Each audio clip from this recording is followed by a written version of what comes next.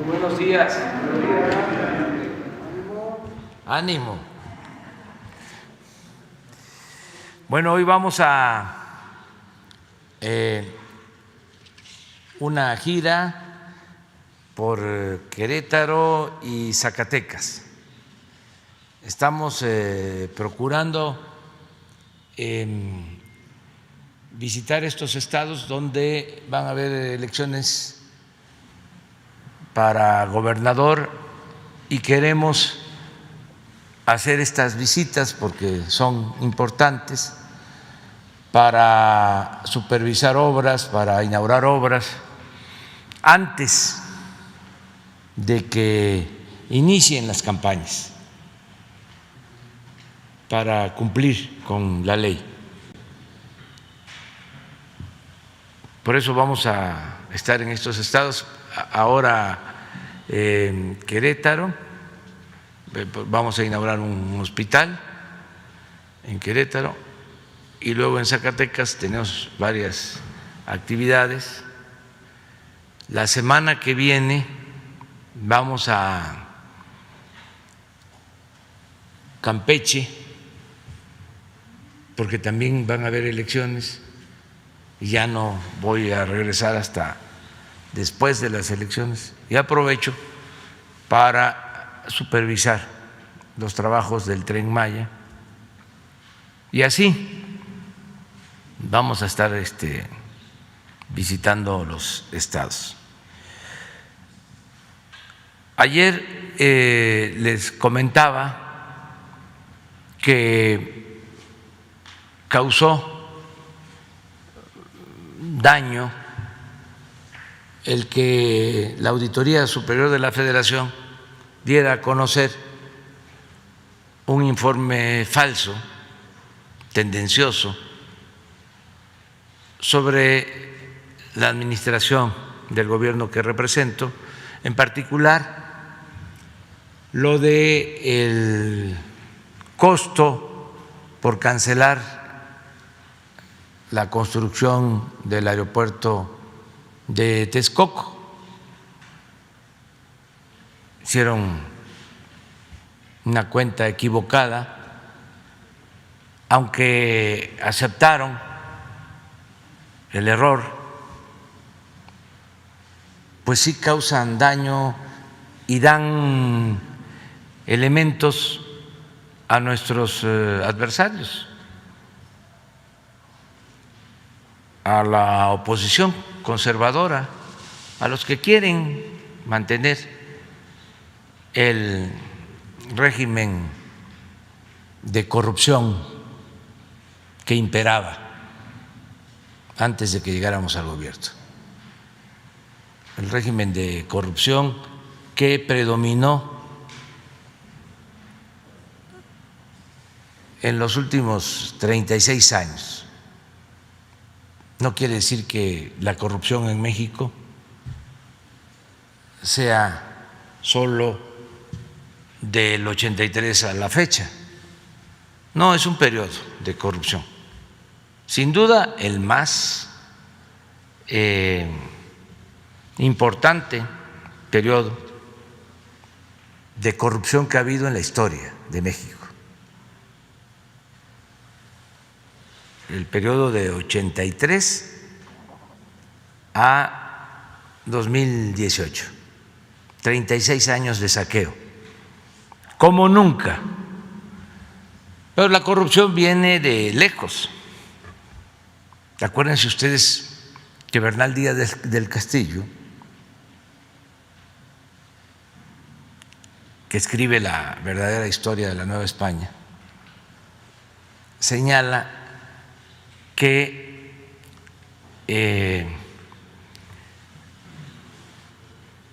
se apropian del llamado Tesoro de Moctezuma los soldados que acompañan a Cortés, y empieza ese tesoro a diluirse, a menguarse, cada vez era menos. El caso es cuando lo reparten, ya es muy poco, el mismo lo dice. Se quedan los jefes con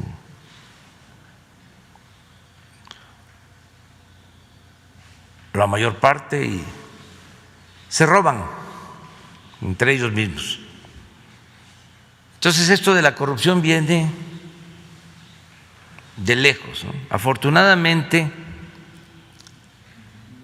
por las culturas, por las civilizaciones prehispánicas,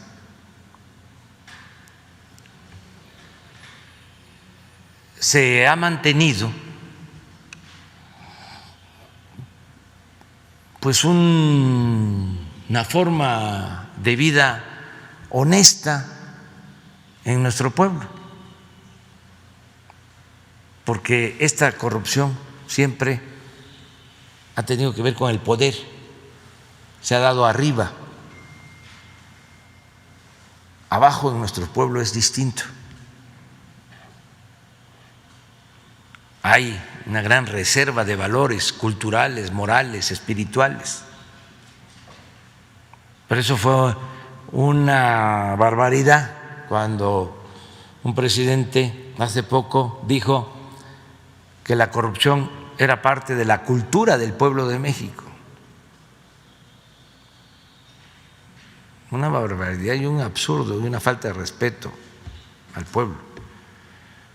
Si no fuese por esa cultura heredada de la época prehispánica,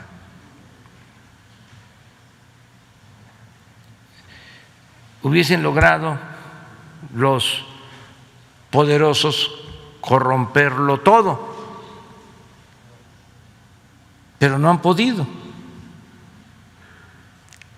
Y hay que dar gracias porque a pesar de este periodo de corrupción, que es el más intenso que ha habido en la historia de México desde la invasión europea, desde hace 5 años, 5 siglos, a pesar de eso, se resistió.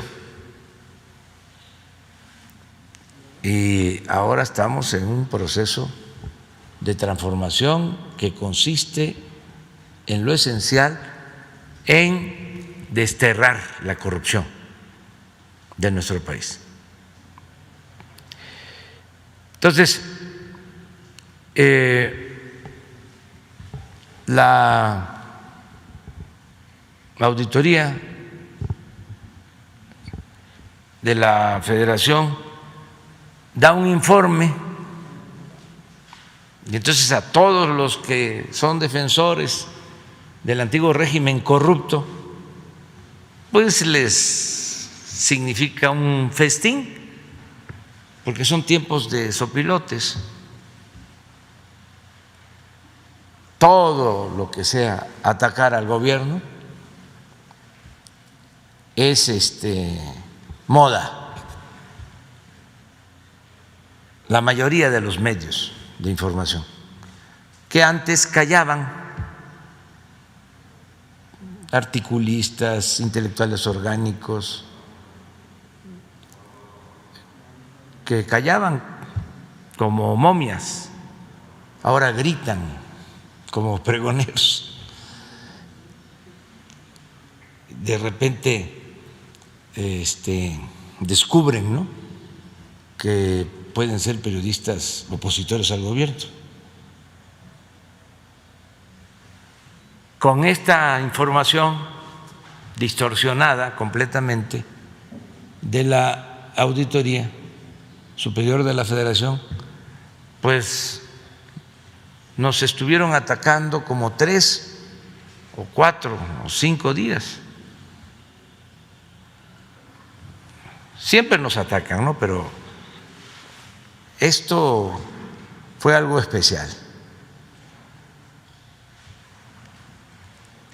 Y ya envié una carta a la presidenta de la Cámara de Diputados, la diputada Dulce María Sauri. Ayer lo comentaba yo,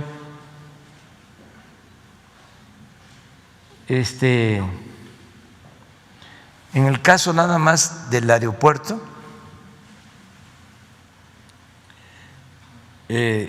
dio a conocer la auditoría que el costo de no construir el aeropuerto de Texcoco ascendía a 331.991 millones de pesos, cuando en realidad la cifra fue de 110.807. Es decir, una tercera parte de lo publicado. Imagínense una institución como la auditoría equivocándose de esta manera.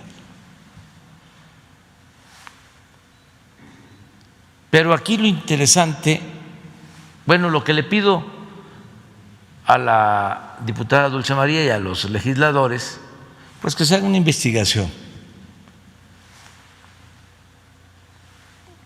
porque la calumnia cuando no mancha tizna, esa es una de las máximas del AMPA, del periodismo. Entonces estoy solicitándole la investigación. Y ayer, porque esta conferencia nos permite a nosotros replicar, argumentar, informar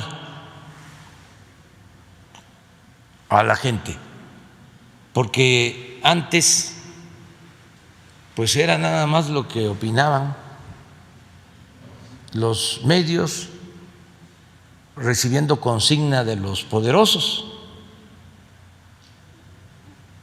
y el opositor verdadero a el poder estaba en estado de indefensión, no había manera de replicar, de defenderse.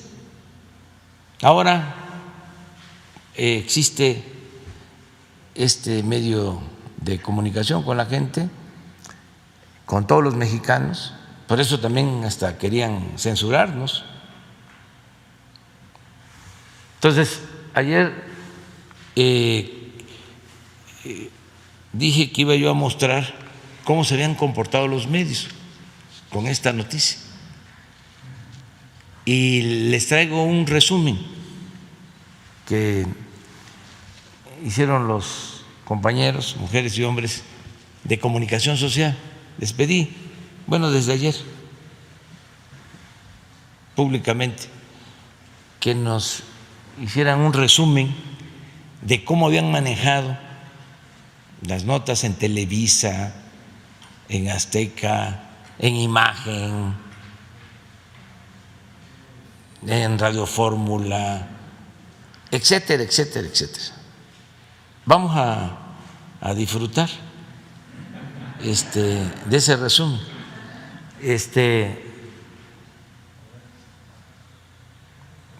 La auditoría detectó que la cancelación del nuevo Aeropuerto Internacional de México costó 232% más de lo calculado por la Secretaría de Comunicaciones y Transportes, que era de 100,000 millones de pesos. En más información, la Auditoría Superior de la Federación detectó irregularidades en el gasto público por 67,498 millones de pesos durante el primer año del presidente López Obrador. Qué escándalo lo de la Auditoría Superior de la Federación. Sale la Auditoría Superior de la Federación. Sí. Hace un diagnóstico brutal sobre el gobierno. Sí. Particularmente el tema del aeropuerto. Sale la auditoría y dice, mira lo que hiciste, gastaste 3 veces más de lo que habías dicho en el aeropuerto de lo de Texcoco, 3 veces más.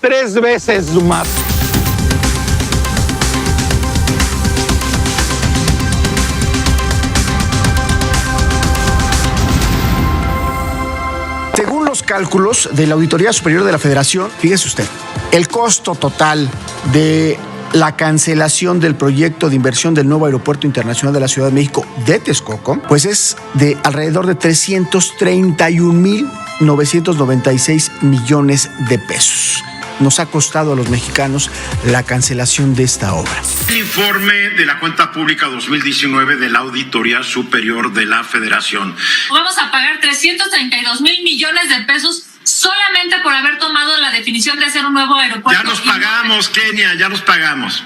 Y no es darle información a los adversarios, la información es pública para todos.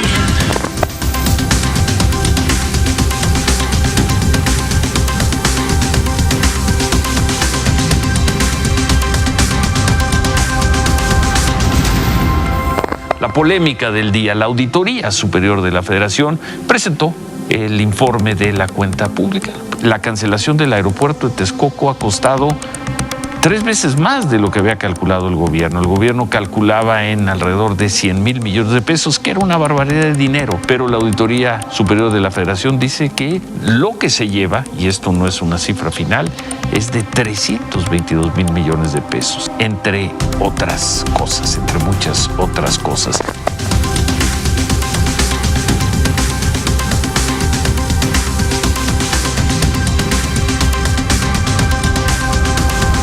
Este sábado, la Auditoría Superior de la Federación dio a conocer los resultados de la fiscalización de la cuenta pública 2019 y entre los principales hallazgos que dieron a conocer destacan que la cancelación del aeropuerto en Texcoco habría superado los 332,000 millones de pesos, más del triple de los 100,000 millones que el gobierno aseguró había costado. Una valoración de la Auditoría Superior de la Federación muy negativa, en el sentido de que no hay ninguna claridad sobre lo que está sucediendo aquí. Hay una gran cantidad de irregularidades en el gasto social.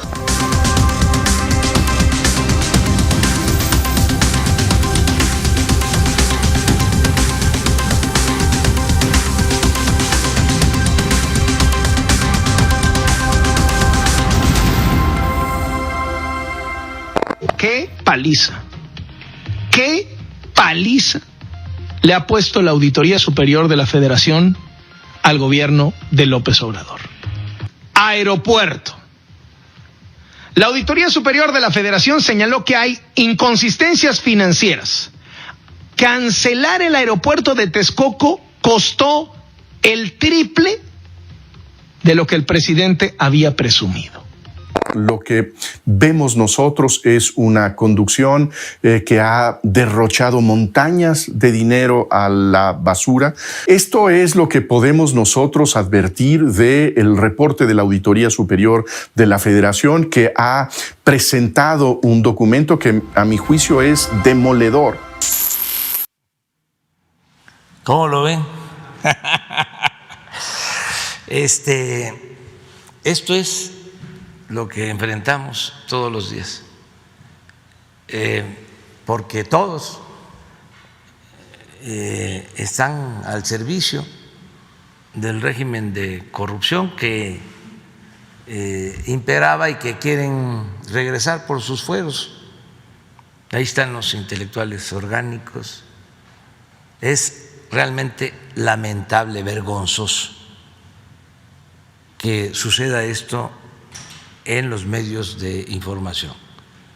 Ahora van a decir que la culpa es de la auditoría, pero estaban esperando, que no pudieron constatar, revisar la información, sobre todo los analistas, los intelectuales, Aguilar Camín, Silva Gerson. Se moriría de vergüenza su abuelo si lo viera haciendo esto. Entonces, ya enviamos el oficio a la Cámara de Diputados y vamos a esperar el resultado. Por eso es muy importante el que podamos comunicarnos todas las mañanas, ¿no? Y que además se tenga autoridad moral, porque si hay autoridad moral hay autoridad política. Si yo fuese corrupto, no podría yo hacer esto. Por eso los tenían también agarrados, sometidos, porque antes, no todos desde luego, pero la mayoría de los funcionarios lo único que buscaba era su beneficio, robar, hacerse grandes con la riqueza mala vida. No tenían ideales, no tenían principios, no les importaba el pueblo, no le tenían amor al pueblo. Además eso fue convirtiéndose en una práctica, era lo normal, hasta se le llamaba tonto al que ocupaba un cargo y no se enriquecía. El que robaba ni siquiera perdía su respetabilidad. Y se veía completamente normal. Entonces hay que cambiar y también aclarar. Estos apoyan, todos ellos, a los grupos de intereses creados, a los de arriba.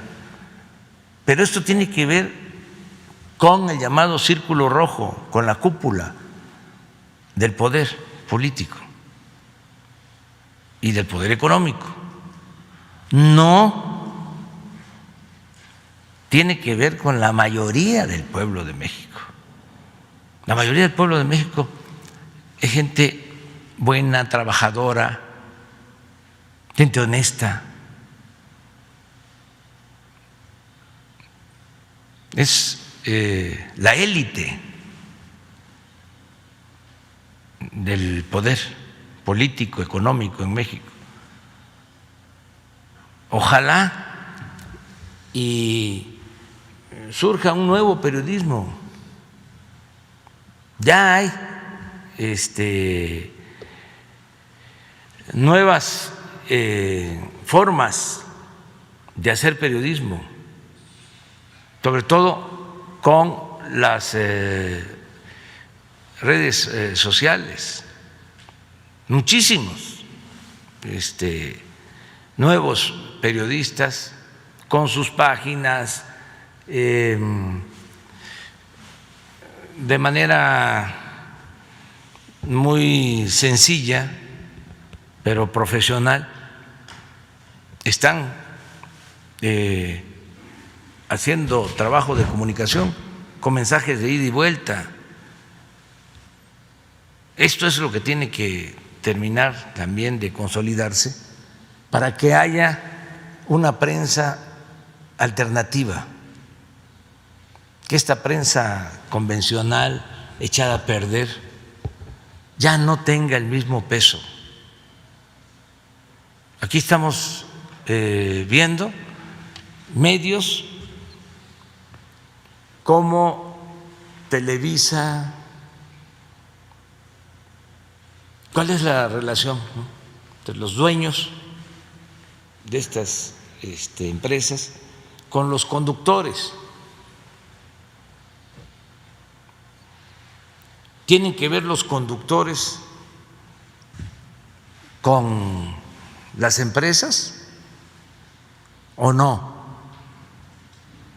¿O actúan con absoluta libertad, no reciben línea y van por la nota? Porque como dice un periodista de estos, la nota es la nota. O sea, ¿quiénes son los dueños de los medios de información? ¿Y qué relación tienen con los conductores? los empresarios en general. Entonces yo hago un llamado también a los dueños de los medios de información, a los dueños de las televisoras, con todo respeto, pues para que se ponga por delante la ética y no se engañe, no se manipule, no se tergiverse la realidad y que se le tenga respeto al pueblo. Y esto no significa subordinación, sometimiento al gobierno, no. Es lealtad al pueblo, a los ciudadanos, en este caso a los televidentes, a los que escuchan la radio, a los que leen los periódicos. Respeto al pueblo, que los medios estén distantes del poder económico, del poder político, que no trafiquen con la libertad de expresión, porque no ejercen la libertad de expresión para causas justas, utilizan la libertad de expresión como mecanismos para mantener privilegios. Entonces, que se actúe con respeto a la gente, lo más cercano al pueblo y lo más distante que se pueda del poder económico y político, no nada más distante del gobierno, no, también distante de los que antes mandaban. ¿O creen ustedes que mandaban antes los gobernantes? Mandaban los grupos de intereses creados. Desde luego, el pueblo no existía, no mandaba, pero tampoco los políticos. Eran peleles, títeres de los grupos de intereses creados.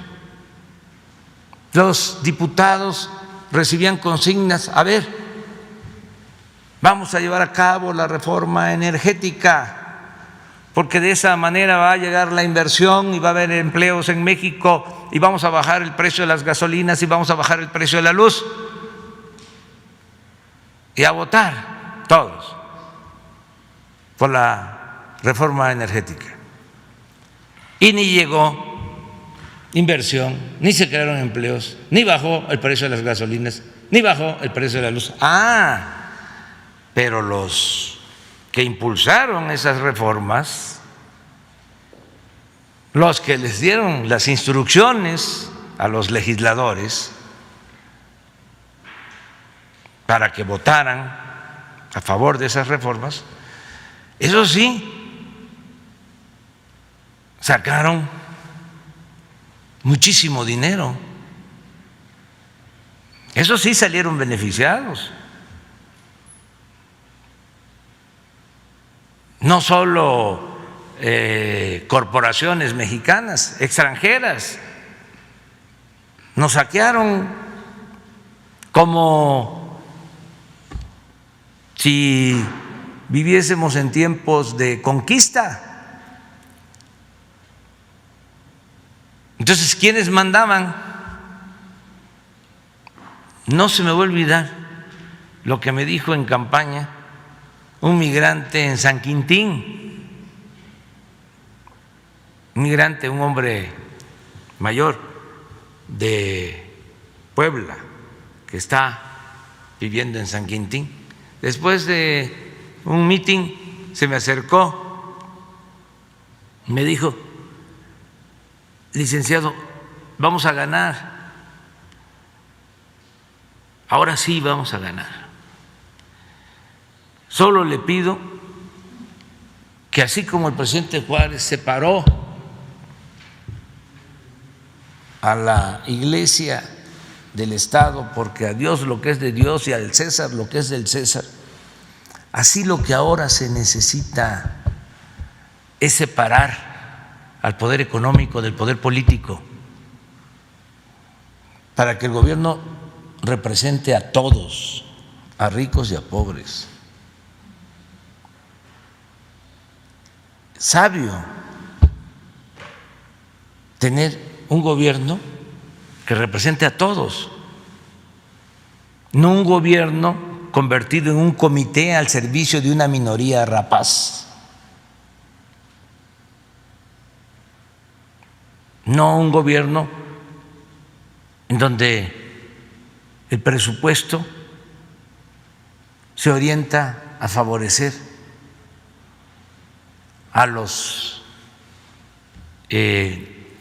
privilegiados. Entonces, es muy importante lo que está sucediendo en el país, es un momento estelar en nuestra historia. Vámonos a las preguntas. La compañera primero. Gracias.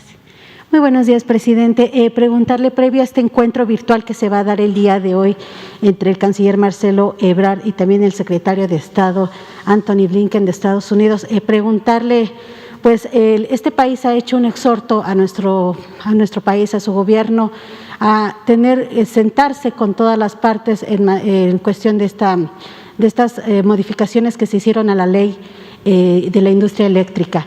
Han mostrado un tanto de preocupación, sobre todo Julie Chong, quien es subsecretaria interina de Asuntos del Hemisferio Occidente, le está pidiendo escuchar a todos los sectores porque pues se han manifestado estas inconformidades. Preguntarle, presidente, ¿cuál es la respuesta que usted le daría a esta funcionaria y si en este encuentro se va a poder tocar este tema o si ustedes lo consideran necesario precisamente para calmar un poco las preocupaciones que se han tenido? Pues mire, es un asunto de las políticas de cada país, de cada nación. Somos libres y soberanos, somos independientes. Entonces, nosotros no nos inmiscuimos en los asuntos de Estados Unidos de América, no nos metemos, y de ninguna nación del mundo, porque no queremos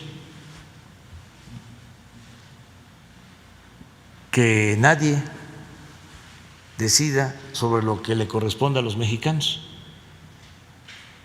Además, sería violatorio de la Constitución. Recuerden que en el artículo 89 de la Constitución se establece lo que debe ser la política exterior de México. Y dentro de los principios está el de la no intervención y el de la autodeterminación de los pueblos.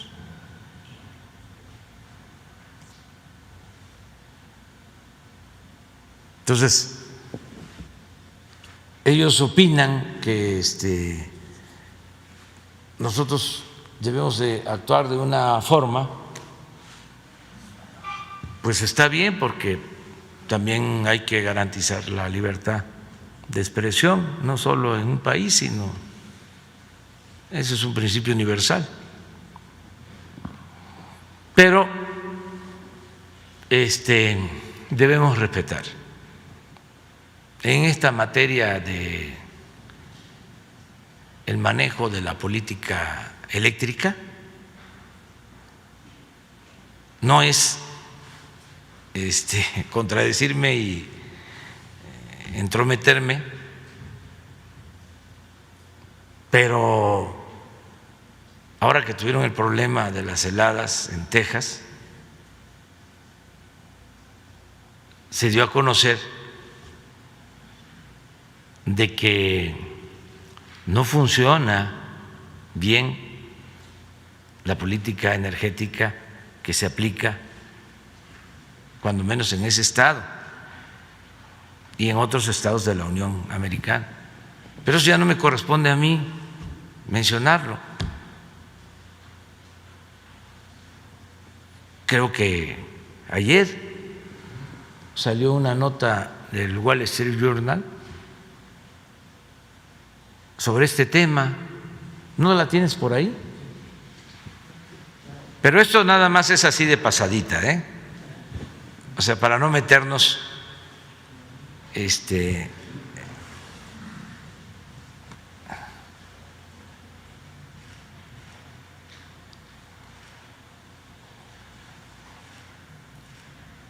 son 28,000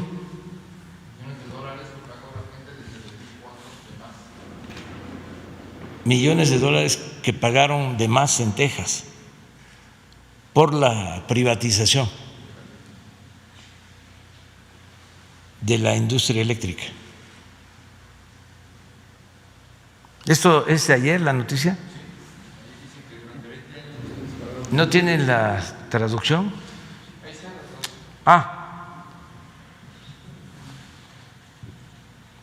De pura casualidad lo teníamos esto. Pero ya, porque si no nos van a acusar de estarnos metiendo en los asuntos de Estados Unidos. Gracias, presidente. Perdóneme, me presento Rocío Jardines de W Radio, del Grupo Radiopolis. También preguntarle, hace una semana más o menos usted había comentado que se estaba haciendo una investigación acerca de esta mafia rumana que se ha señalado sobre todo en el estado de Quintana Roo.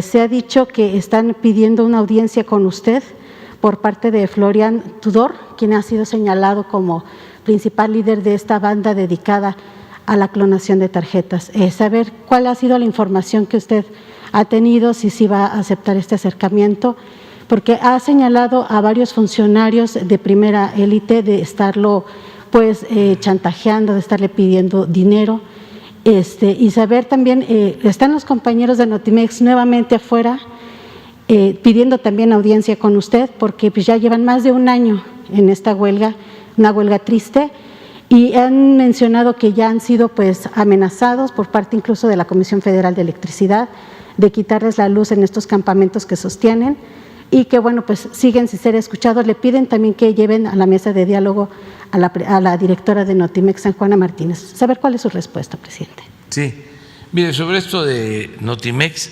yo he hablado con San Juana, he hablado con Jesús para que se busque un acuerdo, que es lo mejor. Y vamos de nuevo a atenderlos, a escucharlos. Le voy a pedir a la secretaria de Gobernación, a la licenciada Olga Sánchez Cordero, que los atienda, y también Jesús, para buscar un acuerdo. Lo mismo que participe la secretaria del Trabajo.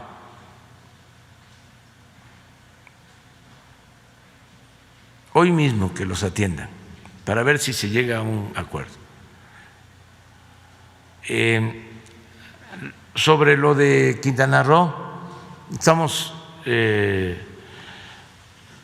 pendientes de las investigaciones que se están llevando a cabo por el asesinato en Puerto Morelos de uno de los aspirantes a presidente municipal. Se tiene información de lo que sucedió, estamos dándole seguimiento. Desde luego, esto es un asunto que corresponde al gobierno del Estado. Ellos están haciendo las diligencias y también se está trabajando de manera conjunta, porque sí nos importa mucho atender estos casos, mucho. No queremos que haya estos asesinatos, que intervengan personas ajenas a los partidos en los procesos de campaña.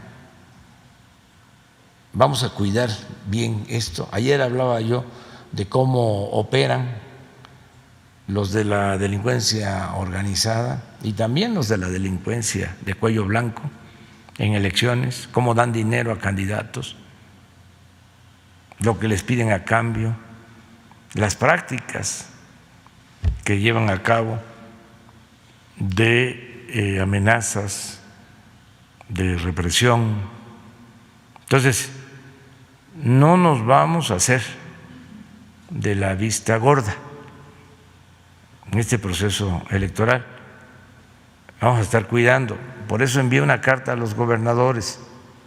Ya me contestó ayer, y le agradezco la confianza, el gobernador de Tlaxcala, que acepta participar en un acuerdo por la democracia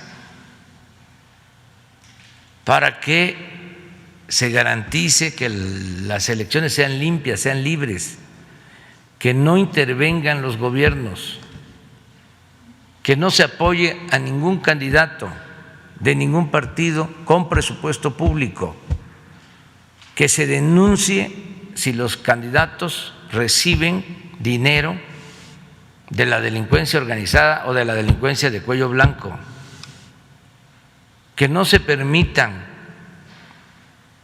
las trampas, el relleno de urnas, la falsificación de actas, el llamado carrusel, el acarreo, que no haya compra de votos, que no se repartan despensas, que se garanticen elecciones limpias y libres. Para eso envié la carta. Y también en la carta está el señalamiento de que ya estos delitos electorales se consideran graves en la Constitución, y el que comete un delito electoral no tiene derecho a fianza. Ya se hizo una reforma a la Constitución y a la ley de la materia. Pueden todos los ciudadanos denunciar a la Fiscalía Electoral. Es muy importante, y aquí vamos a estar informando, diciéndolo, que existe una Fiscalía Electoral y estos delitos se consideran graves y puede ir a la cárcel quien sea, cualquier autoridad, y desde luego cualquier persona, cualquier ciudadano.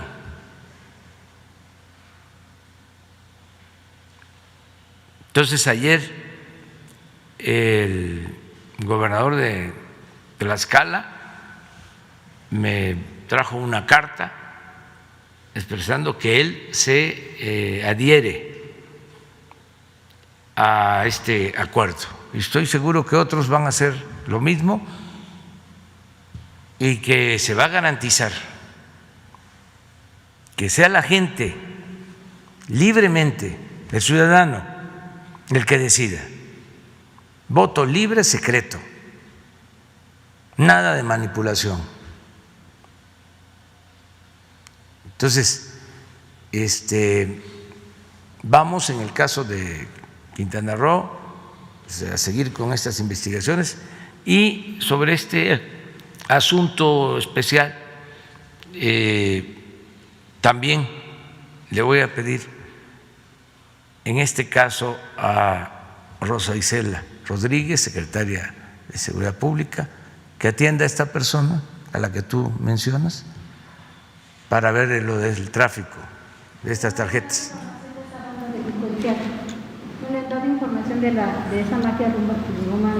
No se ha tratado mucho en el Gabinete de Seguridad.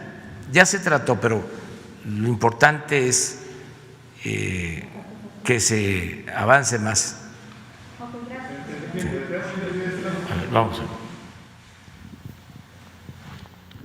Presidente, buenos días. Pedro Villaicaña, del periódico Universal. Presidente, regresando al tema de la auditoría, algunas voces consideran que el haber enviado esta carta busca minar a la auditoría. ¿Usted qué responde a estos señalamientos? No, pues imagínense una institución que se equivoca, entre comillas, de esa manera.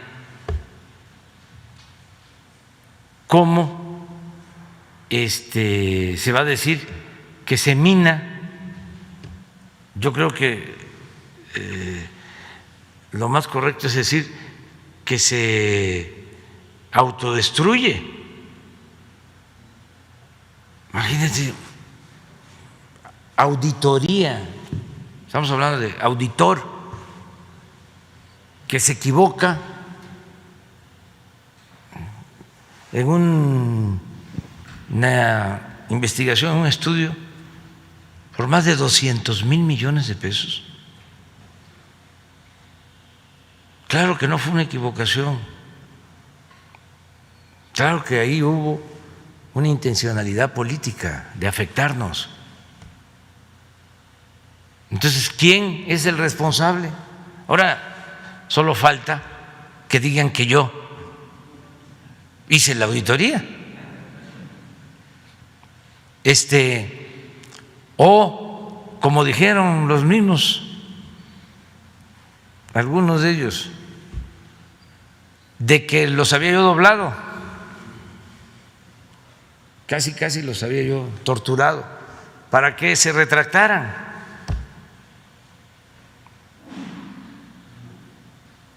Entonces, no es así. Es que se tiene que actuar con apego a la verdad, con rectitud, con integridad. Estos periodistas, escritores, intelectuales, orgánicos, tienen todo el derecho de ser opositores, todo el derecho de ser opositores. No se les puede limitar su derecho de ninguna manera, pero debe de haber una ética por respeto a la gente y siempre y cuando se nos garantice a nosotros el derecho de réplica, no hay problema, hay debate, que esto es muy bueno. Aunque es lamentable porque van creando un ambiente de desconfianza, ¿no? Para eso lo hacen, para que la gente pueda decir, todos son iguales, es lo mismo. No, no somos iguales. No es lo mismo. Decía yo en campaña, a mí me pueden decir peje, pero no soy lagarto. No somos iguales. Y esta actitud, imagínense, la enfrentó este proceder, lo enfrentó el presidente Madero.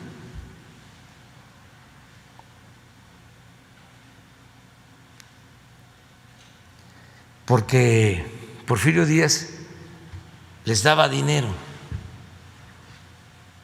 a los periodistas, pero además pertenecían a grupos de intereses creados y en algunos casos no lo hacían por dinero, como es también en el caso de algunos de ellos. Es una concepción, un pensamiento conservador. que es legítimo. Entonces, se derrota a la dictadura, entonces queda toda esa prensa, llega Madero y les deja de dar dinero.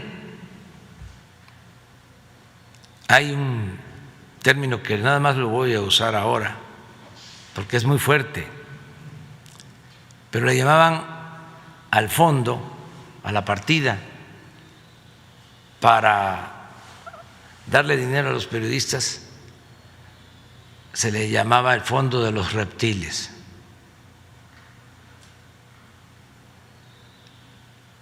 El hermano de Francisco y Madero, Gustavo Madero, dijo una vez, y eso no se lo perdonaron nunca, por eso lo asesinaron de manera atroz, infame, lo martirizaron. Dijo que esos periodistas le mordían la mano a quien les había quitado el bozal,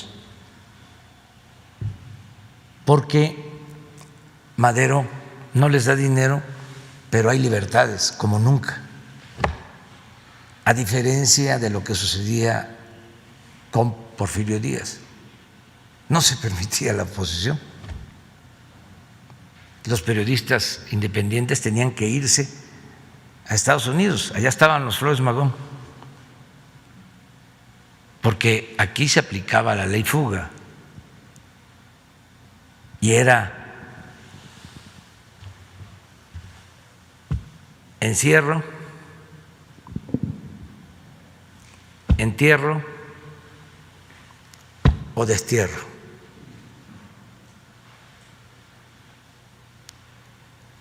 Entonces, se da el cambio y todos los que no hablaban se lanzan contra el presidente Madero, un hombre bueno, apóstol de la democracia, y lo atacaban todo el tiempo, lo ridiculizaban, caricaturas, de todo, un linchamiento político. Entonces, ellos fueron creando las condiciones para el golpe de Estado y el asesinato del presidente Madero y de su hermano Gustavo y del vicepresidente Pino Suárez. Ellos abonaron el terreno para eso. ¿Cuál es la diferencia ahora?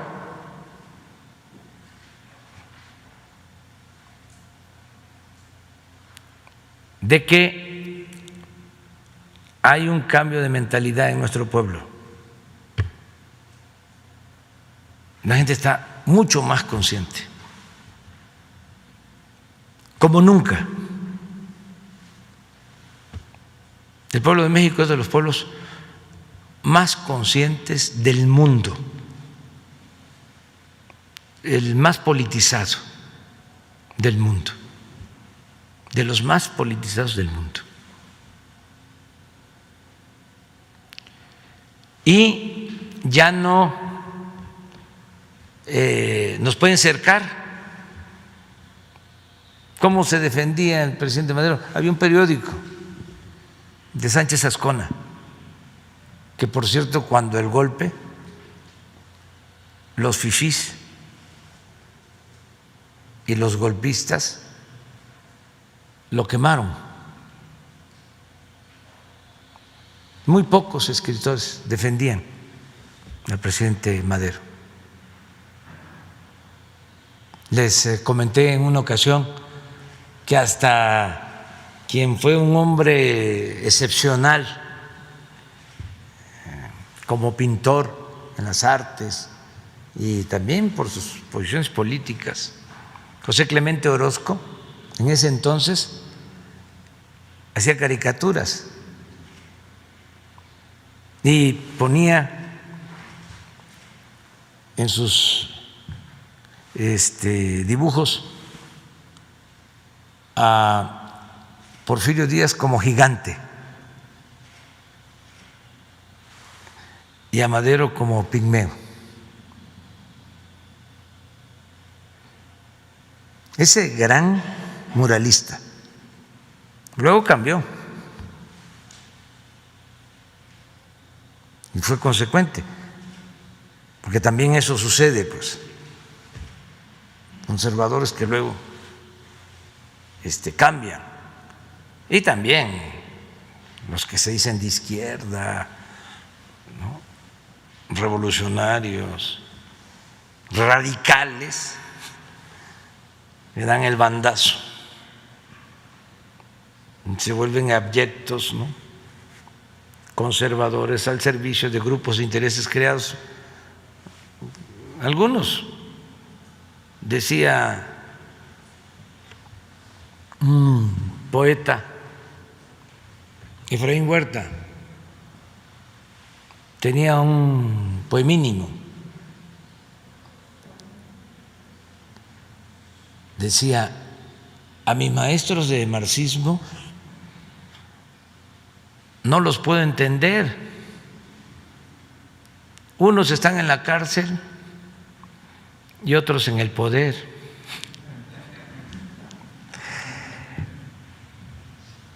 Entonces es eso, ¿no? O sea, nosotros no socavamos ninguna institución. Lo que pasa es que están desesperados, los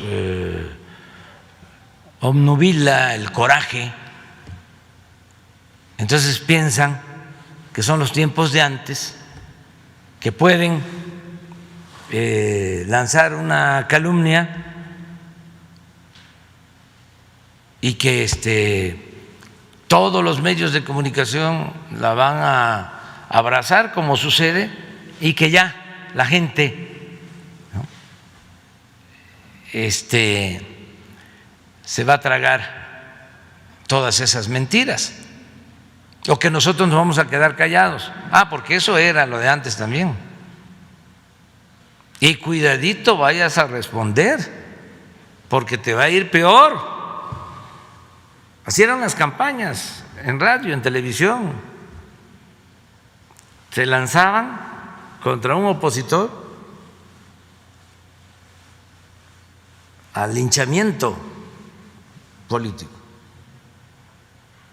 Y aparte de que no tenía derecho de réplica, porque estaba completamente cercado el opositor o los opositores,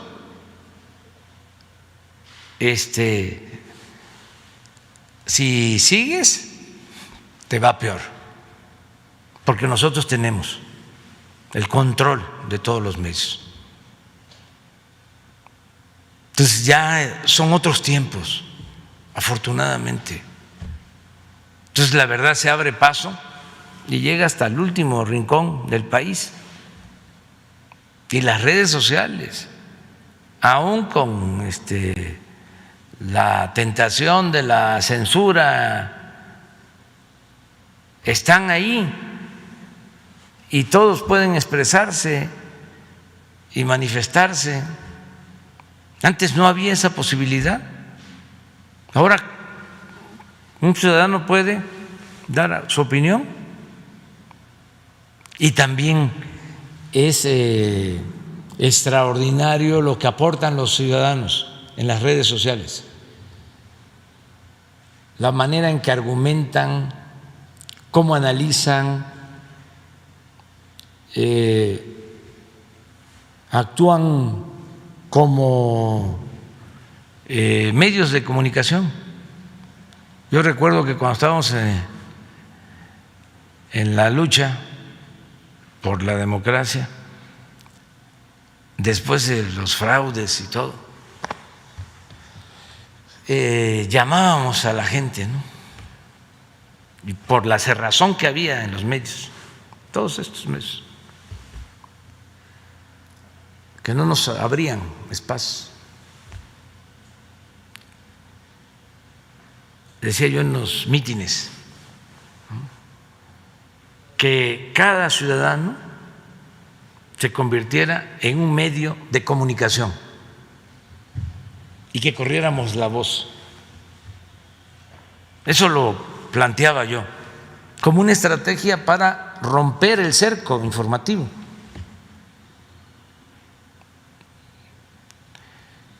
No imaginaba de que iba a llegar el día en que cada ciudadano iba a tener un instrumento para comunicarse, como ahora. Y esto es muy bueno, es un gran aporte, pues, para la comunicación, y de esta forma también se garantiza la libertad de expresión de todos, de todos. Nosotros nunca vamos a censurar a nadie, no vamos a perseguir a nadie, no le vamos a quitar sus programas de radio, de televisión, como era antes, como lo hicieron con Gutiérrez Vivó, cuando también censuraron a Carmen Aristegui. Ahora veo que hasta Carmen, ¿no?, estaba ahí.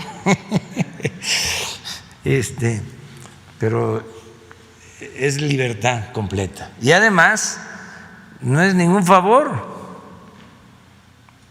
Es que la libertad es un derecho y no se implora, se conquista. Lo que está mal es utilizar la libertad para hacer negocio.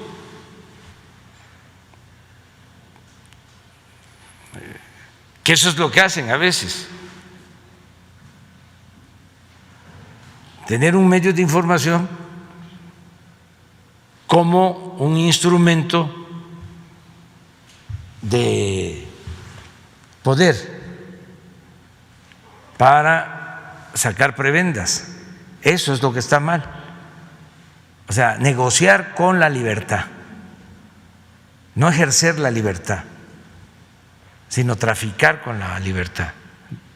De todas maneras, se tiene que garantizar siempre la libertad. Presidente, y siguiendo con el tema, hoy en el Universal también se publica una entrevista con el ex auditor Juan Manuel Portal, quien considera que, bueno, debido a la situación que se vive en la auditoría, el actual auditor David Colmenares debería de renunciar. ¿Cuál es su opinión sobre esta opinión que da el ex auditor? Yo estoy más a favor de que investigue, que se investigue por parte de la Cámara de Diputados. La auditoría depende de la Cámara de Diputados. Incluso hay una comisión de la Cámara de Diputados para coordinar los trabajos de la Auditoría Superior de la Federación. Entonces, es cosa de hacer la investigación. ¿Qué pasó? Yo ayer hablaba de que muchas veces hay fósiles en las instituciones, gente que viene desde mucho tiempo atrás y que estuvieron en todo el periodo de corrupción, el periodo neoliberal, y están ahí, siguen ahí, o estuvieron en otro lado y ahora están ahí. O sea, hay que ver quiénes están, que se haga la investigación. Yo tengo información de los que trabajan ahí, de algunos, de los que trabajan ahí. Pero no quiero yo señalarlos. ¿Por qué? Porque le corresponde hacer la investigación a un poder independiente y por respeto al poder legislativo. A ellos les corresponde hacer la investigación. No lleva tiempo. Es entrevistarlos a los que participaron en este asunto, a todos, y sacar una conclusión, hacer una recomendación, pero que se haga la investigación. O sea, no es nada más, a ver, ya lo resolvimos porque ya quitamos a este funcionario. No, que lleve tiempo para que no vuelva a suceder, para que se actúe de manera responsable, para que se fortalezcan las instituciones, para que sean creíbles. Entonces, ese es mi punto de vista. Presidente, y ya por último, ayer se dio a conocer que la Comisión Federal de Electricidad reservó por 2 años el expediente sobre el apagón ocurrido el 28 de diciembre, que afectó a 10.3 millones de personas. ¿Cuál es su opinión sobre esto? Usted había dicho que no se iba a reservar información pública. Leí también eso. Hay la instrucción de que no se reserve nada. Pues estoy dando a conocer cuánto papel sanitario utilizamos. Me están pidiendo esa información y le di instrucciones al secretario particular que contestara, aunque sea ofensivo, pues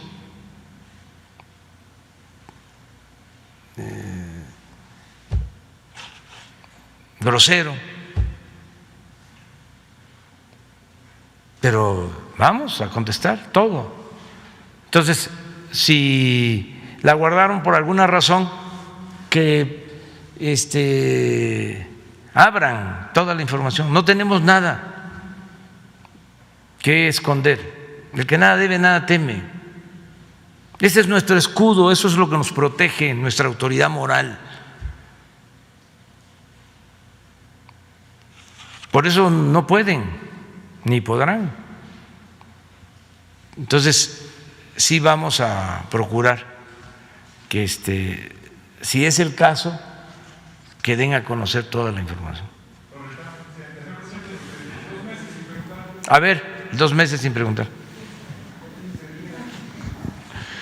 Buenos días, señor presidente. Muchas gracias de verdad por la oportunidad.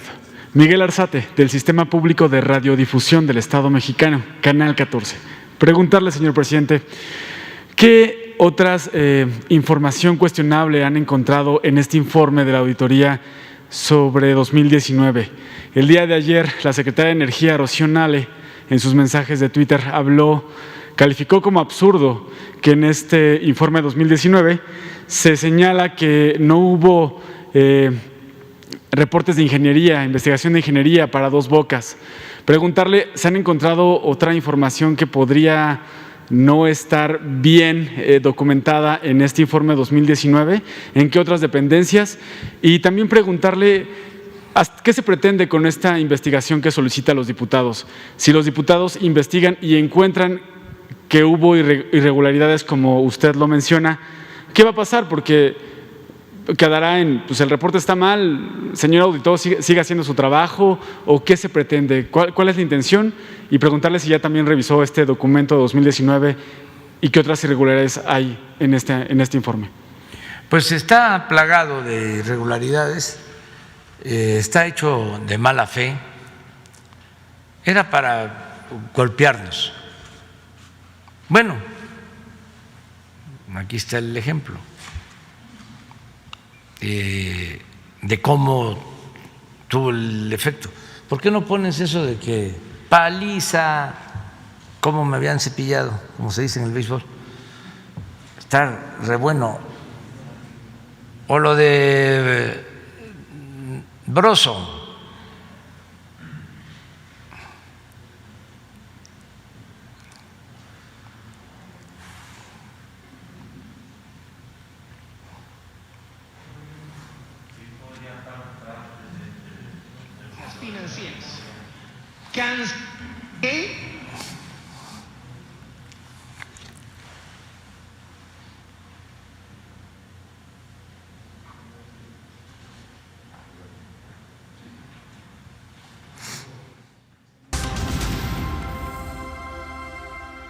¡Qué paliza!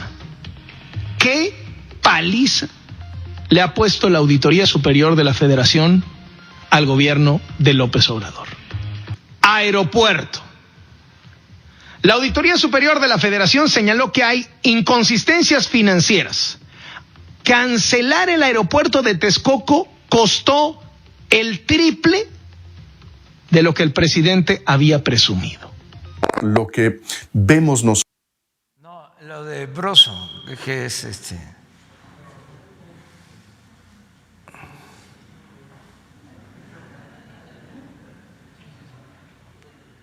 Secretaría de Comunicaciones y Transportes, que era de 100,000 millones de pesos. En más información, la Auditoría Superior de la Federación detectó irregularidades en el gasto público por 67,498 millones de pesos durante el primer año del presidente López Obrador. Qué escándalo lo de la Auditoría Superior de la Federación. Sale la Auditoría Superior de la Federación. Hace un diagnóstico brutal sobre el gobierno. Sí. Particularmente el tema del aeropuerto. Sale la auditoría y dice, mira lo que hiciste, gastaste 3 veces más de lo que habías dicho en el aeropuerto de lo de Texcoco, 3 veces más. Eso es. Pero habló ya con la secretaria de Energía, Rocío Nales, sobre esta situación que se encontró. Vamos a tener una reunión con todo el gabinete para ver esto, pero todo está plagado de irregularidades. Sin embargo, como esto era una gran tranza, lo del aeropuerto de Texcoco, pero un robo de grandes dimensiones y estaban metidos todos. Pues nada más imagínense que para hacer el aeropuerto de Texcoco, como lo explico, ya habían logrado con una agencia extranjera supuestamente especializada en el manejo del espacio aéreo, han logrado un dictamen en donde no se podía utilizar al mismo tiempo los otros aeropuertos. El actual aeropuerto de la Ciudad de México, ni siquiera el aeropuerto de Santa Lucía, que está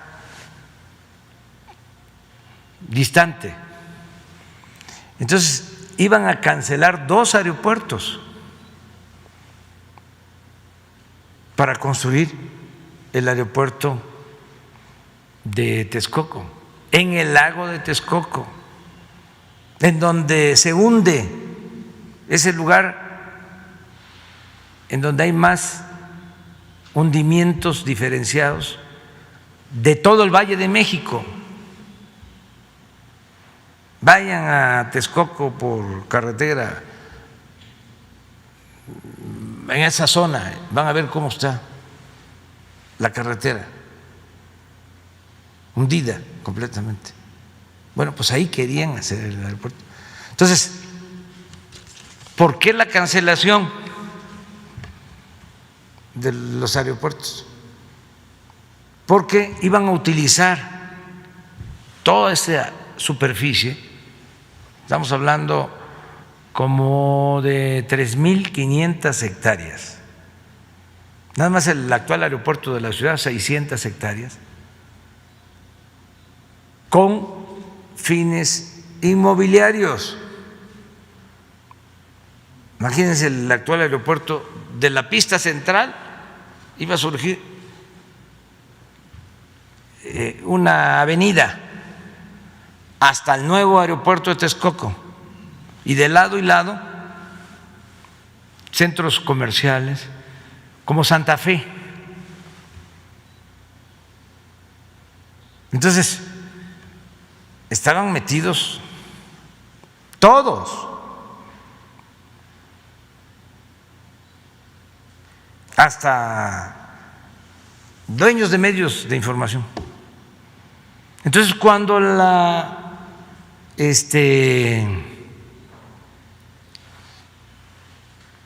auditoría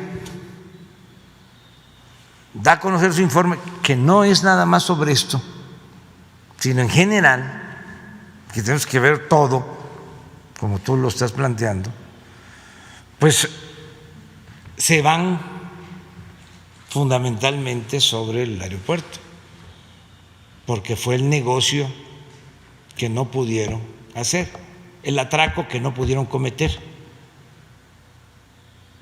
Entonces eso los trae, pues imagínense cuántos amparos para que no pudiéramos construir el aeropuerto Felipe Ángeles, de Claudio X González, tienen de asesor a un abogado que fue de la Corte, Ramón Cosío, y tienen todo un equipo de abogados para estarse amparando de todo.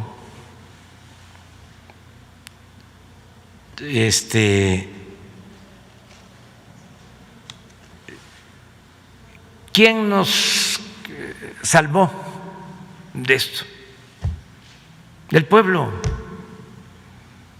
Porque cuando mandé a hacer un dictamen y me dicen hay que continuar con el aeropuerto, no pude dormir,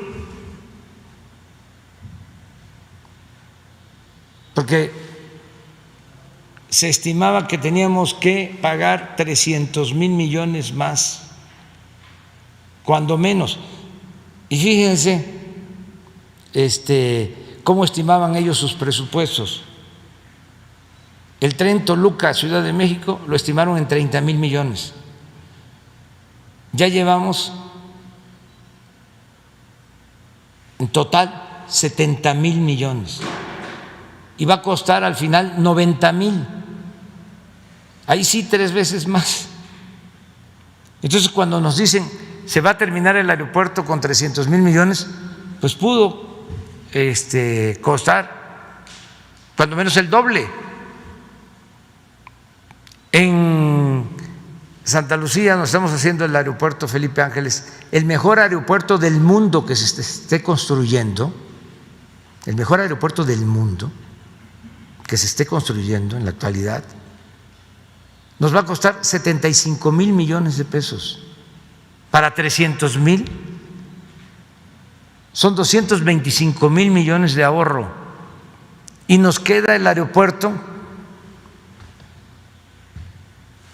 de la Ciudad de México y nos quedan los terrenos de donde se iba a construir el aeropuerto de Texcoco y desde luego la base aérea de Santa Lucía. Si hasta puedo decir y lo puedo probar que por no construir el aeropuerto de Texcoco, los ahorros nos permiten, además de construir el nuevo aeropuerto Felipe Ángeles, nos permiten los ahorros también financiar la mayor parte del presupuesto que se necesita para el Tren Maya. Casi el Tren Maya va a ser financiado por los ahorros y por haber tomado la decisión de no hacer el aeropuerto de Texcoco. Y repito, ¿quién nos salvó? La gente, porque se hizo una consulta y la gente dijo no. Y también se pudo haber logrado parar el aeropuerto de Texcoco, pero ¿y la construcción del nuevo aeropuerto? ¿Quién lo iba a hacer? Afortunadamente se tomó la decisión que la obra la hicieran los ingenieros militares.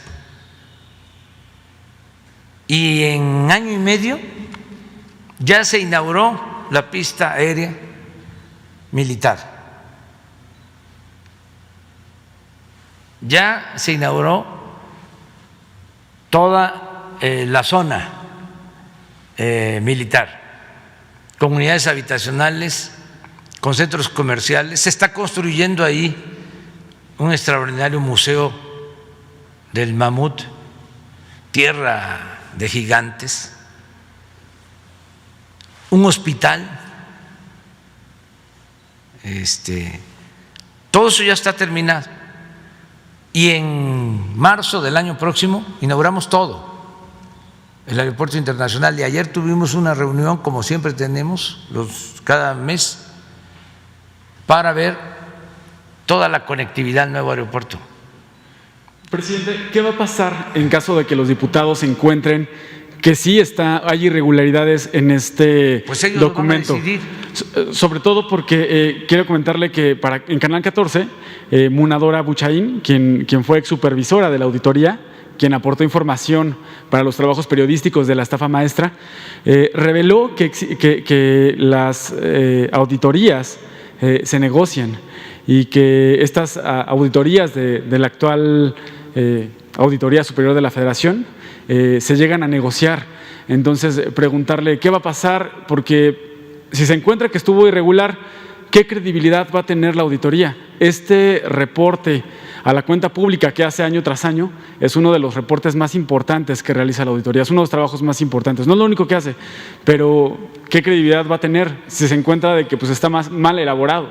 ¿Y qué opinión le merece que la ex supervisora de la Auditoría Superior de la Federación, Munadora Buchaín, hable de que estas auditorías se negocian? Pues eso a lo mejor era antes, ¿no? Nosotros no hacemos ese tipo de enjuagues.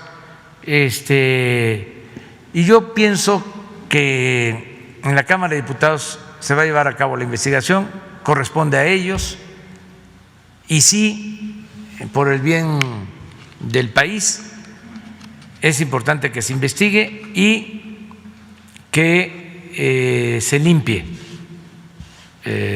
si es necesario, que sí lo es, porque esto que hicieron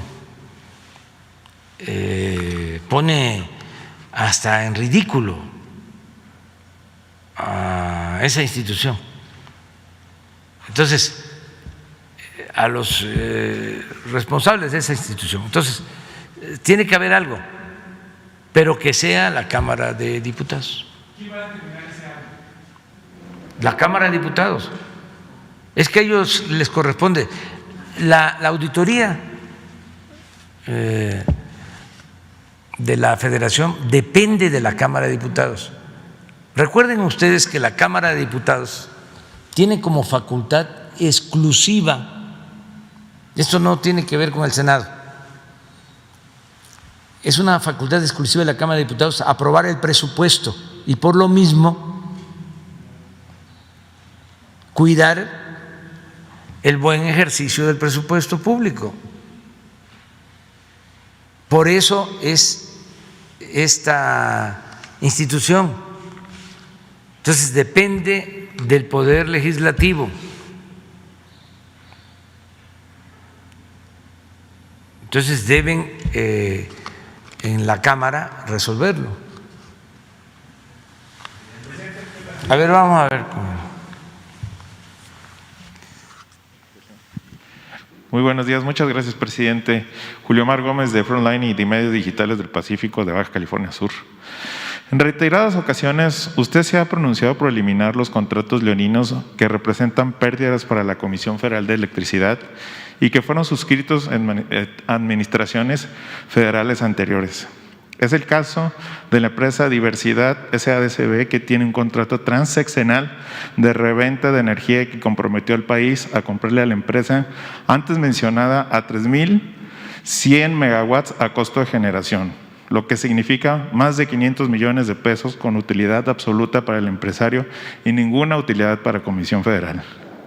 El contrato marcó que establece la venta de potencia de energía y certificados de energías limpias y fue firmado entre la empresa productiva del Estado y José Adolfo Murat Macías, dueño de la empresa Diversidad SADCB. El mismo contrato fue firmado el 16 de agosto del 2018 y tiene una vigencia hasta el 2023. José Adolfo Murat Macías se ha registrado como precandidato a presidente municipal en Naucalpan, en el Estado de México, por el Movimiento Ciudadano, por el Partido Movimiento Ciudadano, en sus primeras apariciones, el dicho partido que representa a Adolfo es sinónimo de incompetencia, corrupción y mediocridad, ¿no? La pregunta, señor presidente, ¿tiene suficiente calidad moral para aspirar a un presidente municipal que se han enriquecido y siguen enriqueciéndose a costillas de una empresa como es la Comisión Federal y sobre todo por los contratos degenerados, los cuales las pruebas las tengo aquí y se las hago entrega en una memoria en donde representan las pruebas transeccionales que ha hecho y se sigue sirviendo este empresario? ¿Qué opinión tienes? Pues vamos a pedirle a la Comisión Federal de Electricidad que nos informe, que también te informe a ti sobre este asunto lo más pronto posible. Nada más acerca de la relación con la Comisión Federal de Electricidad, ¿sí? Lo demás no nos metemos, pero sí se va a informar. Y Jesús va a dar la respuesta. Oiga, presidente, por último, ha habido algunos problemas con algunas tarjetas del bienestar que son de becas y las hemos, pues me han llegado varias que se han clonado o se están sacando dinero sin que el beneficiario haya tenido la oportunidad de hacerlo. Y he hecho algunas denuncias que no se ha resuelto a través de aquí de Leti, pero ahora se la haga usted porque no se ha resuelto, ya lleva más de 2 meses aproximadamente. Ojalá y se pueda resolver, porque cada vez son más y cada vez no llega el dinero a quien debe llegar. Sí, eso es un tema interesante, el que no haya esta falsificación de las tarjetas para adultos mayores. Hay que estar pendientes. Así como ayer hablé de las vacunas, que no se dejen engañar, las únicas vacunas que se están aplicando son las que se distribuyen en los centros de vacunación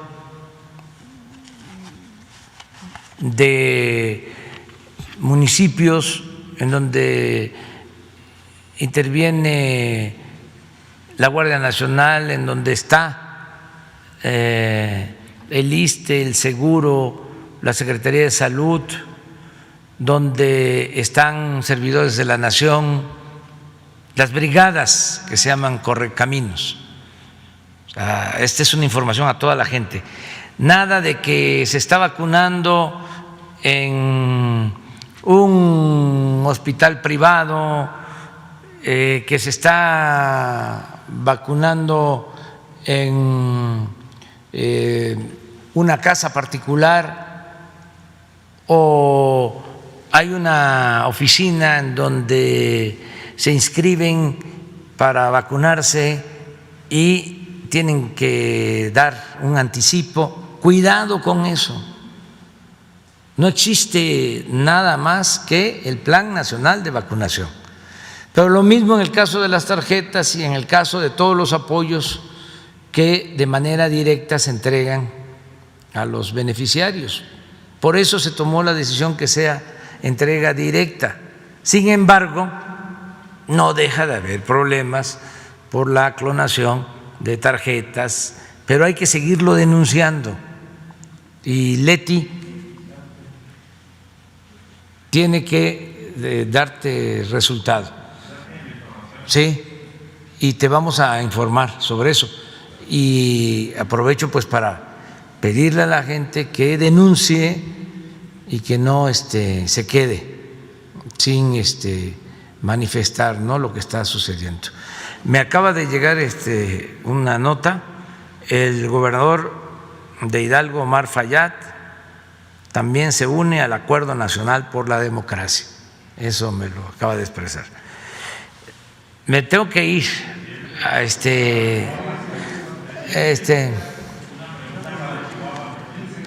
Vamos, quedas tú para el lunes. A ver, pues de una vez, porque viene de Chihuahua, tú nos esperas. Buenos días, presidente. Osvaldo Salvador, buenos días a todos. Osvaldo Salvador, de la opción de Chihuahua. Muchas gracias por darme la oportunidad de preguntar. Ayer el gobernador de Chihuahua, Javier Corral, dijo que era una burla la respuesta de las autoridades federales al mandamiento de la segunda sala de la Suprema Corte de Justicia de la Nación, en el sentido de que ordenaba la Corte a la Federación reintegrarse a las mesas de seguridad con el Estado, y exhibió un oficio que le mandó la secretaria de Seguridad Pública y Protección Ciudadana, Rosa Isela Rodríguez, citando al gobernador para hoy a las 9 de la mañana en las instalaciones de la Quinta Zona Militar. Sin embargo, presidente, se le olvida al gobernador que fue él mismo quien le pidió al entonces delegado federal de programas sociales retirarse de la mesa de seguridad. Le dijo que no era bienvenido a esa mesa porque se tocaban asuntos delicados y que existía una especie de desconfianza hacia él. Luego reclamó por la vía judicial que se haya retirado a la Federación. La segunda sala ordena que se reintegre, se le cita para hoy, y la pregunta es, ¿no puede considerarse como una chiplería o una burla de él que haya hecho todo este manejo de esa manera? Pues no, mira, en un país con democracia y con un auténtico Estado de Derecho es legítimo que existan estas diferencias. Nosotros tenemos discrepancias con el gobernador de Chihuahua, es de dominio público, pero para eso existe el Poder Judicial de la Federación,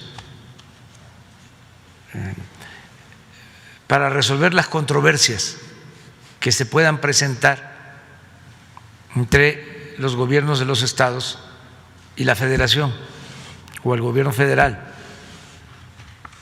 Entonces, ya se le respondió la Secretaría de Seguridad Pública. Si él no decide participar, pues es su derecho, y si él está inconforme con la invitación y cree que debe de continuar oponiéndose, pues también está en su derecho a acudir a la instancia correspondiente del Poder Judicial.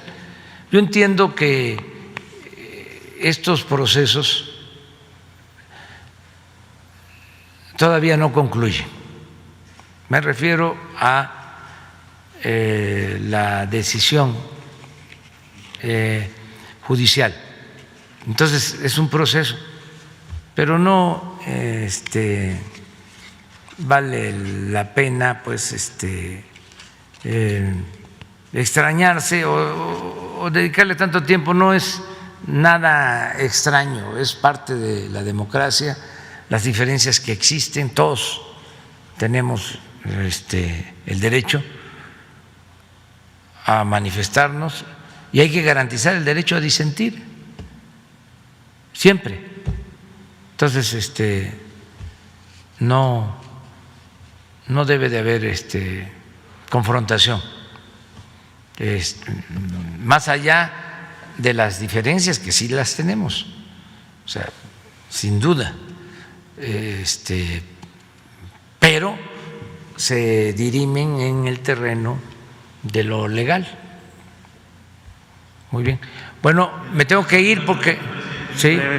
Para terminar, ¿qué relación considera usted que debe existir al hablar de moral pública, entre gobiernos, entre partidos, entre medios y sociedad, como para que no haya límites entre los vínculos de estas, de manera tal que, por ejemplo, en la ciudad de Chihuahua, un personaje que fue candidato a gobernador por el Partido Acción Nacional en 2010 y que ahora en el 2021, hace apenas unas semanas, fue precandidato a gobernador, hace unas semanas, y en este momento es precandidato a presidente municipal por Morena. Hace apenas unas semanas era precandidato a gobernador y su proyecto fracasó en el otro partido porque no logró conseguir 1,000 firmas de apoyo. 1,000 firmas no logró conseguir para ser precandidato a gobernador. Además, por la imagen que presenta ante la ciudadanía y porque tiene en puerta un juicio promovido por FEADLE para el 8 de marzo próximo, por haber amenazado de muerte a un periodista y por haber participado en amagarlo con un arma de fuego. ¿Qué opinión le merece que ahora ande peleando ser candidato a la presidencia municipal de Chihuahua por Morena, como si tuviera una trayectoria limpia y apegada a la moral pública? Es Carlos Marcelino Borruel Vaquera, el personaje del que hablamos, que fue también presidente municipal por el PAN. ¿Cuál debería ser esa relación entre esos elementos, presidente? Es la pregunta. Bueno, yo te diría que ya te manifestaste, tienes todo el derecho de hacerlo, ya presentaste tu punto de vista. Nosotros no vamos a opinar sobre eso y pues es a la autoridad y a los partidos a los que les corresponde atender estos casos sin prejuzgar. O sea, tú tienes el derecho, todos tenemos el derecho, ¿no?, de denunciar. Es algo que antes no se hacía y ahora se hace cada vez más, y qué bueno. Pero también la parte denunciada pues debe de ejercer su derecho de réplica. Nadie puede ser linchado mediáticamente, políticamente. Todos tienen que tener la oportunidad de expresarse y nosotros no vamos a meternos en las cuestiones políticas. Lo que estoy planteando con el Acuerdo por la Democracia es eso, que los gobiernos no nos metamos, y yo tengo que predicar con el ejemplo. Trátese de quien se trate, o sea, del partido que sea. No porque sean de mi partido yo voy aquí a exaltarlos y a ponerlos por las nubes y voy a cuestionar a los partidos opositores o a los candidatos de los partidos opositores. No, porque sería una falta de respeto a la gente, al pueblo. Vamos a dejar que los ciudadanos decidan libremente. Desde Madero no ha habido democracia en el país. Bueno, nunca ha habido democracia, porque imagínense, 3 siglos de dominación colonial, 300 años, nos mandaban desde España los virreyes. ¿Qué democracia podía haber? Luego con el México independiente, Santana fue 11 veces presidente de México en la primera mitad del siglo XIX. Luego Porfirio Díaz, 34 años. Con Juárez hubo un periodo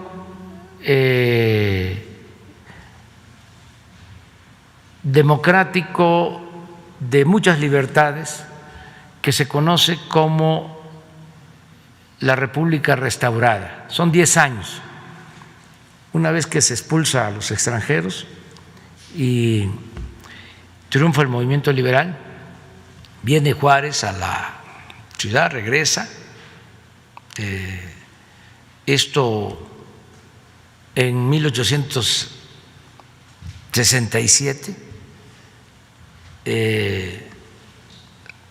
se restaura la República y hasta 1876, esos 10 años, es un periodo de Juárez, otro inconcluso porque él fallece y lo sustituye Sebastián Lerdo de Tejada. Esos 10 años México es gobernado de acuerdo a la Constitución y a las leyes. Es cuando la vida pública de México es más libre, hay más transparencia, es cuando se tiene la mejor prensa en toda la historia y políticos de primera, hombres, se decía, ahora hay que agregar o poner en primer lugar mujeres y hombres que parecían gigantes o gigantas, así, en ese periodo, lo mejor. Pero luego viene, a finales del 76, asalta el poder Porfirio Díaz con la bandera de la no reelección y se queda 34 años. Entonces, por eso la revolución maderista, y Madero era ante todo un demócrata. Entonces, si revisamos la historia, son muy pocos los momentos de democracia. Yo diría estos 10 años de la República Restaurada, Madero, ahora que convoqué al Acuerdo por la Democracia, citaba yo las cartas que le enviaba a los gobernadores cuando habían elecciones, diciéndoles respeten el voto, que se respete la voluntad popular. Les decía, yo voy a aceptar a quien gane, sea del partido que sea, un auténtico demócrata. Ese sería el segundo momento. Un tercer momento fue cuando triunfó el PAN y su candidato en el 2000. Después de muchos años, acuérdense que se hablaba del cambio, de que se sacaba al PRI de los pinos, todo eso, ¿no? Pues la verdad es que se respetó el voto de los ciudadanos. Y el otro momento, 1 de julio del 18, pero muy pocos. Entonces, ahora hay condiciones inmejorables porque, con todo respeto, yo no soy Fox, que llegó con la bandera de la democracia y traicionó la democracia, porque él encabezó, pero además lo confesó, todo el operativo del fraude del 2006. No estoy inventando nada, él lo ha declarado. Sí. Entonces, ahora hay condiciones como nunca, porque las instituciones electorales están buscando ser cada vez más independientes, porque el pueblo quiere la democracia, porque nos conviene, para que nadie se sienta absoluto en ningún nivel de la escala y que el pueblo siempre tenga el poder en sus manos, las riendas del poder en sus manos. Democracia participativa, democracia también con revocación de mandato, que el pueblo mande. Y además, ahora como lo decía, en la Constitución se establece que es delito grave el fraude electoral. Y lo más importante, o algo muy importante, hay voluntad política del presidente para que se respete la voluntad de los ciudadanos. Entonces, imagínense el mensaje al mundo si entre todos, por eso esta carta a los gobernadores, logramos que en definitiva se establezca un verdadero sistema político democrático, que se haga a un lado la simulación y que se respete el voto y que gane el que quiera el ciudadano, y que eso se vaya convirtiendo en hábito. Con eso ganamos muchísimo, porque la democracia no nos va a traer cuerno de la abundancia, pero nos trae equilibrios, contrapesos, nos trae honestidad. ¿Por qué creció tanto la corrupción en México? Por la falta de democracia. Bueno, se ve hasta en los gobiernos municipales, esto que es una degeneración, el que el crimen organizado promueva, tenga sus candidatos, como si se tratara de un partido que pone a los candidatos, además a la mala, porque cuando es una competencia entre partidos, antes que se hacían trampa, y espero que ya eso no suceda, porque para eso estamos convocando a este acuerdo por la democracia, pues se hacían trampa, pero entre partidos, pero ahí estaban. Pero en el caso del partido del crimen organizado va a ser